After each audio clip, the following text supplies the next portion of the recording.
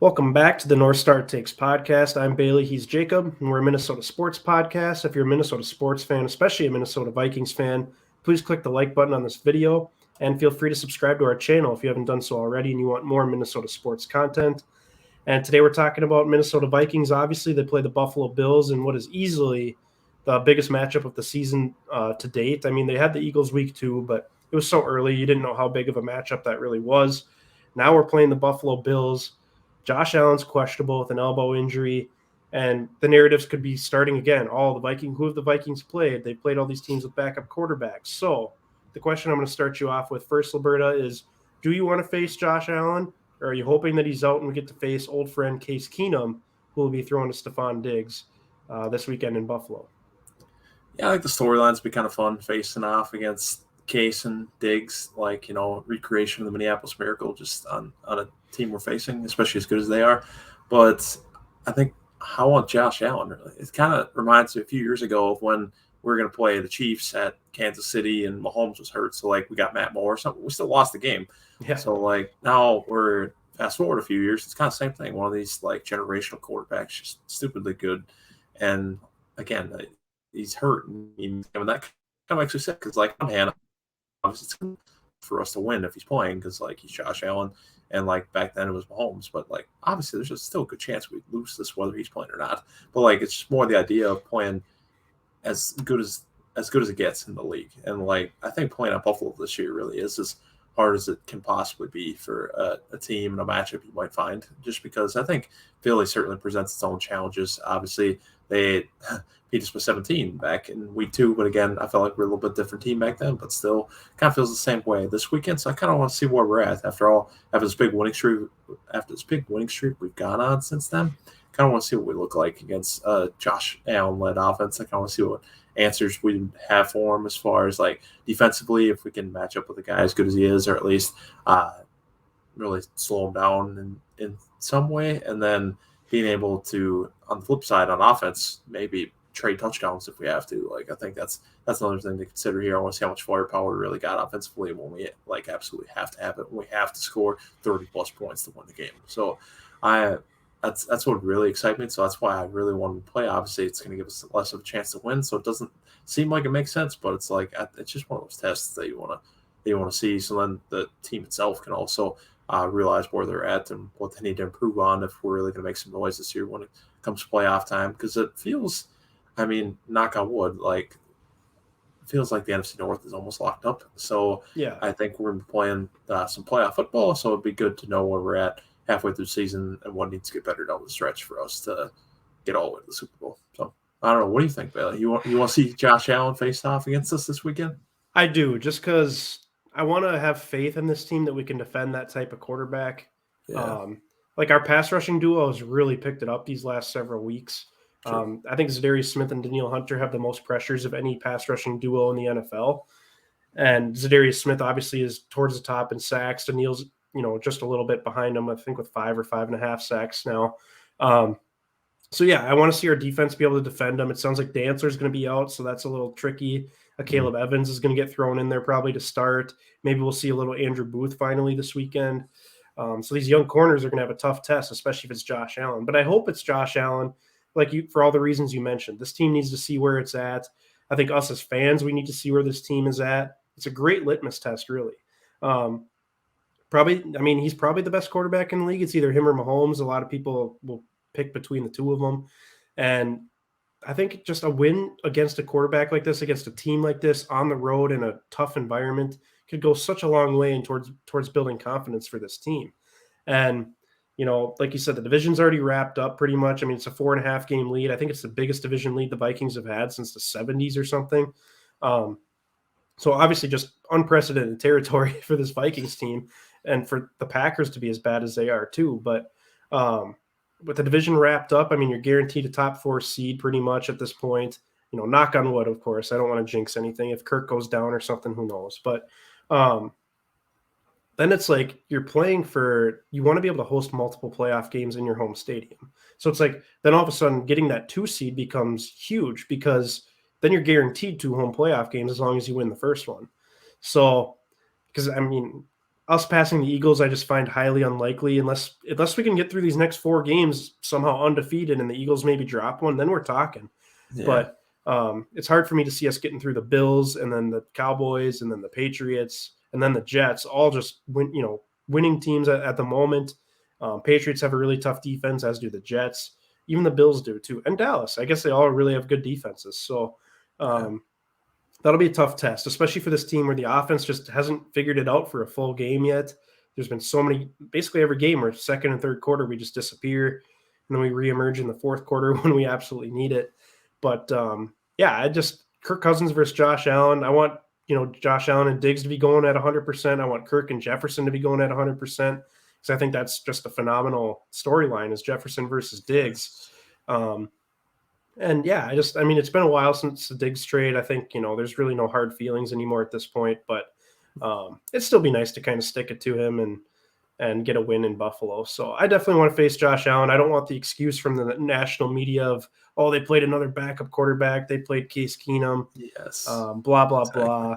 Because, then when it comes to the playoffs and if we lose, a game to a team we probably shouldn't, then that'll everyone will go back to that. Well, they didn't really play anyone in the regular season. So I want us to be ready to go and face a tough quarterback. So I'm in the same boat as you are. Yeah, I want us to prove we're for real. Absolutely. So let's say we do play Josh Allen and we do win. Do you believe that the Vikings at that point are true Super Bowl contenders? I mean, you have to, right? Because Buffalo, they're the Super Bowl favorites coming into the year. I think they probably still are. Maybe Philadelphia too. No, probably Philadelphia now, just because Buffalo also has Kansas City in the AFC. But still, they're up there. They're just. I think they're undoubtedly on paper probably the best team in the league when everybody's healthy.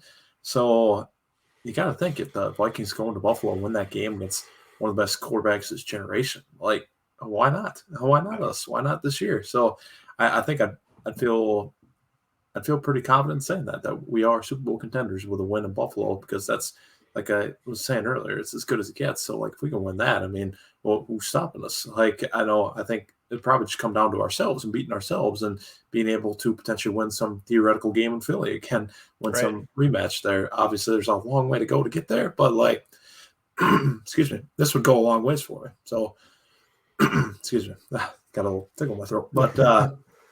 Yeah, I guess I'll leave it at that. I mean, you could say a little something if you feel like we're Super Bowl contenders with a win here, but I'm really 100% behind that take that we are if we manage to win this game, especially if we win in any way convincingly, especially. So, yeah, I completely agree. I think 7-1 at this point it still feels a little odd just because we've barely beaten the Commanders, we've barely beaten the Bears and Lions. Several of these games where it feels like we should have just ran away with it. And we just let teams hang around.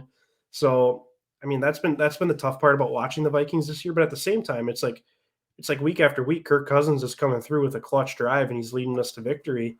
And that's just stuff we haven't really seen before up until last season. So it's like the more Kirk does it, the more comfortable he's going to be doing it, which is obviously a great thing because come playoff time, they're going to be close games. They're going to be one possession games. So, yeah, I think, beating the Bills, like you said, this is probably on paper the best team in the NFL. It's an extremely tough environment, probably one of, if not the toughest environments to play that they're in Philly, really, and we're going to play in both of them this year.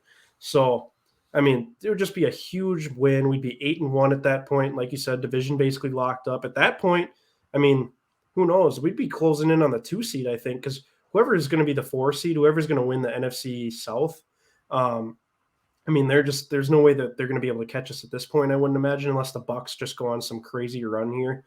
Yeah, but they're 4-5 or something. They'd have to win out to make it even mildly interesting. Exactly. And then you'd have Seattle out west. They're 6-3 right now, but they play the Bucs this weekend in Germany.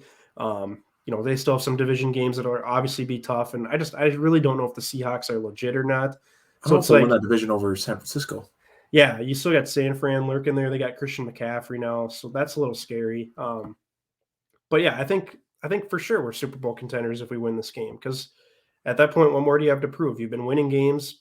We're on a 6-game winning streak right now. It'd be 7 if we beat the Bills, and obviously it'd be the best win of the season by far. So even if we beat the Bills with Case Keenum, I still really would.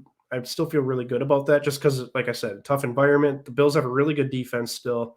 And Case Keenum's not a slouch either for a backup quarterback. So it's like, we all know that best here.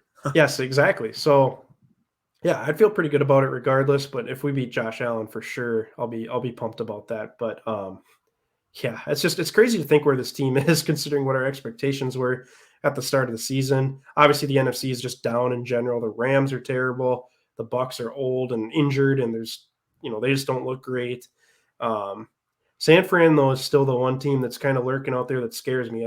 I think if the playoffs started today, we'd be playing San Fran as they're the 7th seed. I don't want But that. I would imagine come season end, they'll be higher than the 7th seed just because they'll either be one of the better wild cards or win that division. So, Yes, exactly. yeah, San Fran scares me a little bit. They get that, they just dominate the line of scrimmage on both sides of the ball. Yep, exactly, and just for fun, just to look ahead hypothetically, and I know we're a long ways off from this, but just to entertain everybody, I would say in an ideal world we would end up in some sort of scenario where we end up number 2 in the NFC, just realistically, and it's like Yep. because Philly would have to drop a couple games, we'd have to win out for us to take them over for the top spot. So that feels like a stretch. But let's go down this path with me here for a second. Talk about Seattle winning the West and being 3rd in the NFC. And then maybe the Giants kind of slip up a little bit and they fall down to 7. And that's like your wild card opponent. And then maybe it can win against Daniel Jones, hopefully, in that wild card game. And then maybe Seattle wins their wild card game against, I don't know who's out there. Maybe the Steel one against the Cowboys at home. And then all of a sudden, like, let's say San Fran gets that top wildcard spot, then they go to Philly instead. So then Right. either Philly takes out San Fran themselves, or then you'd get, like, let's say, a home game in the NFC Championship. I think that's probably my most ideal world I can draw for this playoff picture. So I guess I'll hope for that for now. But Yeah, I think what's also huge, obviously the Vikings getting the 2 seed, but Seattle getting the 3 seed, because if Seattle yes, can manage to win that home playoff game in the wild card round, we'd automatically play them. Like none of yes. those sneaky, scary wild card teams that just kind of slipped up at the beginning but figured it out by the end. You just get Seattle instead. I mean, and like I'm not going to knock Seattle because they've been No, phenomenal this year. yeah, Geno Smith's been really good, but like for sure. I think you would take that matchup almost over anyone that's in the NFC playoff picture right now, except maybe the Giants. Yes, So, exactly. I mean, if Seattle can hang on, win that division, and get the 3 seed, and then like you said, maybe they get Dallas or something that they can play at home. I mean, that could be a tough game for the Dallas Cowboys. That Seattle crowd, it's like, man. And then the Vikings obviously just take care of business against whoever the 7 seed is. Like, Yeah. I mean, you could be looking at a really good chance to go to the NFC Championship game again. But of course, that would probably be in Philadelphia and a repeat of 2017. And at that point, I don't know how we'd be feeling.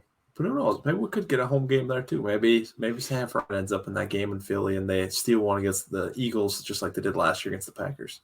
True. That's a great point. San Fran always sneak up on people in the playoffs. They're always a good playoff team. Yep, exactly. They got so much star power because they got now they got McCaffrey and they've already had Samuel and Kittle, who are very good in their own right too. So, and don't forget Jimmy G, baby. Jimmy G. As long as Jimmy G doesn't shipwreck them, that's the biggest thing here. Their defense is solid and they got a lot of playmakers. It's just Jimmy G facilitating everything, which can get really sketchy sometimes.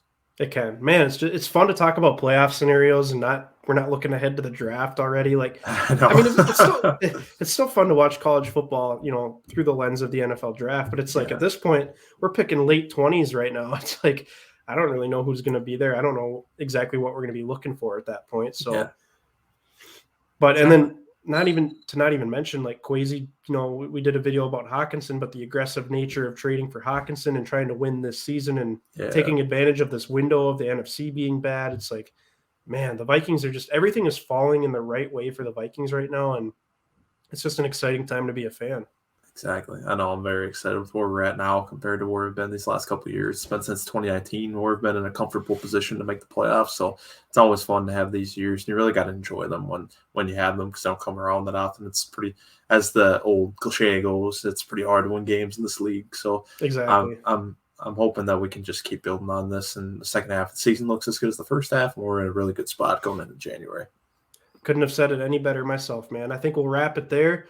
And that will do it for this edition of the North Star Takes podcast. Like I mentioned earlier, Please click the like button on this video and help spread the word to other Minnesota Vikings fans and Minnesota sports fans, and subscribe to our channel as well. Give us a follow on both Twitter and Instagram. Let us know your thoughts in the comment section below. What do you make of the Minnesota Vikings and their hot start? Do you think they can be Super Bowl contenders if they beat the Bills? Do you want to face Josh Allen or Case Keenum?